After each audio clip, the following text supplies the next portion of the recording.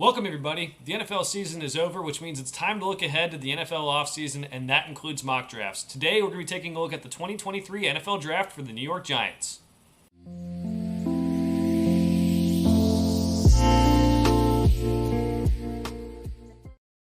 All right, as mentioned, the New York Giants are up in our 2023 NFL Mock Draft Series here at the Game House.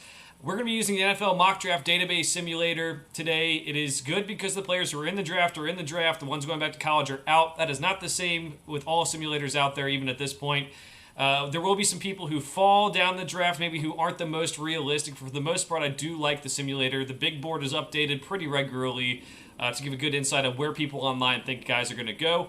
We're going to be rejecting all trades in this mock draft as well. We want to see what these teams would do with these picks as they are. There will be trades before the draft, but one trade makes everything else messed up. So we will keep it without trades moving forward.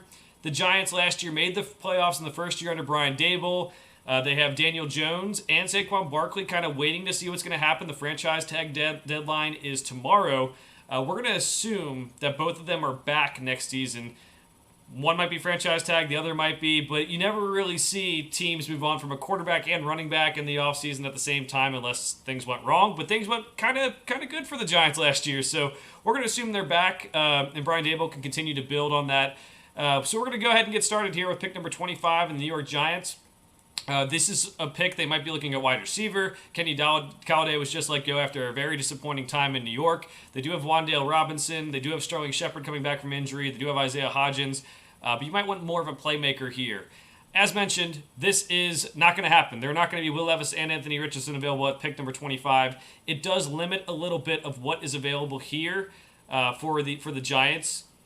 We're going to go Deonte Banks, the corner out of Maryland, a guy that's been rising up mock drafts lately, good athleticism, had a good combine. Believe he was in Mel Kiper's first round, I think a couple weeks ago, and kind of a lot of people have followed that trend because he has the intel from the NFL. I think he can slide right in and start right away, which is good, and we'll see where we can go from here.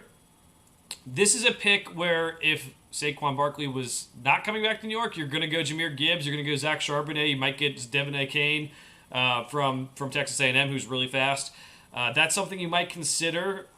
I think in this one, though, we're going to go look at some wide receivers, see if there's anyone else left. I mean, we might be able to get someone a little bit better at pick number 89, so let's hold off and let's go Cody Mauch. Reason being, Giants need help along their offensive line. They've taken tackles early the last couple of drafts. Evan Neal at right tackle has struggled last year, but we'll see if he improves much like Andrew Thomas did. Cody Mauch can slide in on the interior.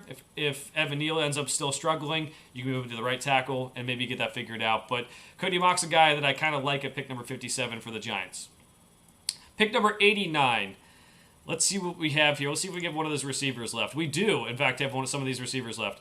Nathaniel Dell's more of a slot guy, and I think Wan'Dale Robinson kind of fits that role. So I'm going to go with an outside receiver for the Giants. Let's go Cedric Tillman of Tennessee.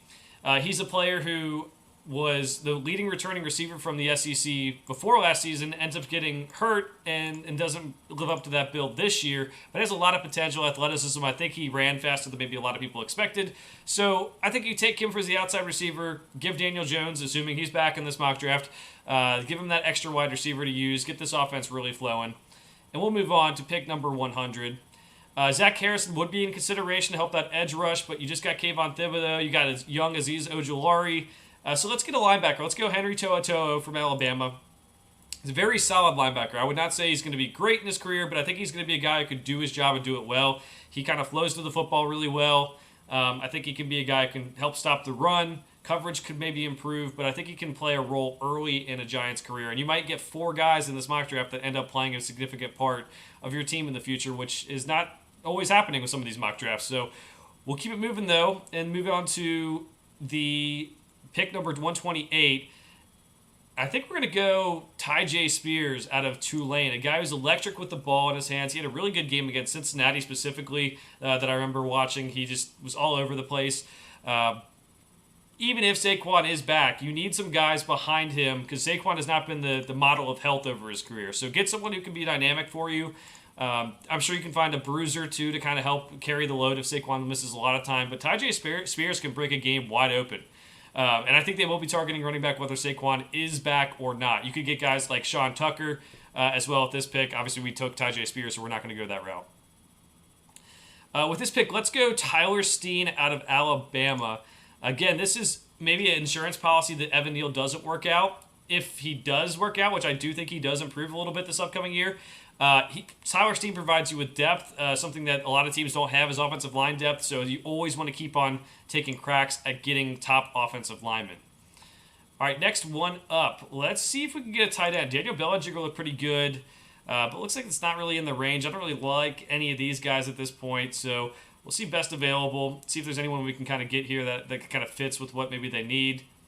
We'll go Nick Hampton out of Appalachian State. Again, maybe getting some more depth more than anything else, but a guy who I was interested to see at the Combine. Looked like he did pretty well there. Still have to do his deep dive on his tape, but I think you could be satisfied with getting some depth there on the edge. Let's go with Kobe Turner out of Wake Forest with the next pick. A lot of picks here in the 200s for the Giants.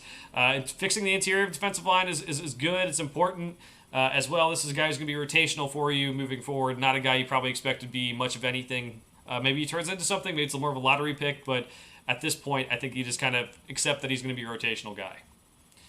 And at pick number 242, let's go Brenton Strange. Like I said, Daniel Bellinger had a good year, but see if you can get something else at the tight end position as well. Get some depth. See if you can find someone else like Daniel Bellinger who maybe should have been drafted higher when you look back in hindsight. Let's go with Max Duggan with this pick. He had a pretty rough combine, not going to lie. He threw and did not throw well. But you might want to get a quarterback depth for depth purposes moving forward. You don't know what's going on with Daniel Jones, assuming he's back with this mock draft. But even so, get a guy who can play quarterback if he goes down. Duggan, not the most accurate guy, but he does have some mobility. There was a Big 12 championship where he kept TCU alive just by his runs. We'll see. He may not be drafted after how he showed out in the combine, but he's got that speed. Maybe as a late round pick, you take a chance on him. And with the last pick, let's go with Isaiah Land out of Florida A&M. He's listed as a linebacker here. I think he's actually more of an edge rusher, a guy who's really athletic, had a good combine. I think he can be pretty successful, maybe make a roster, which is, at that point in the draft, kind of all you want is a guy who can make the roster and contribute. So let's look back through this Giants mock draft. We get Deonte Banks at corner in round 1.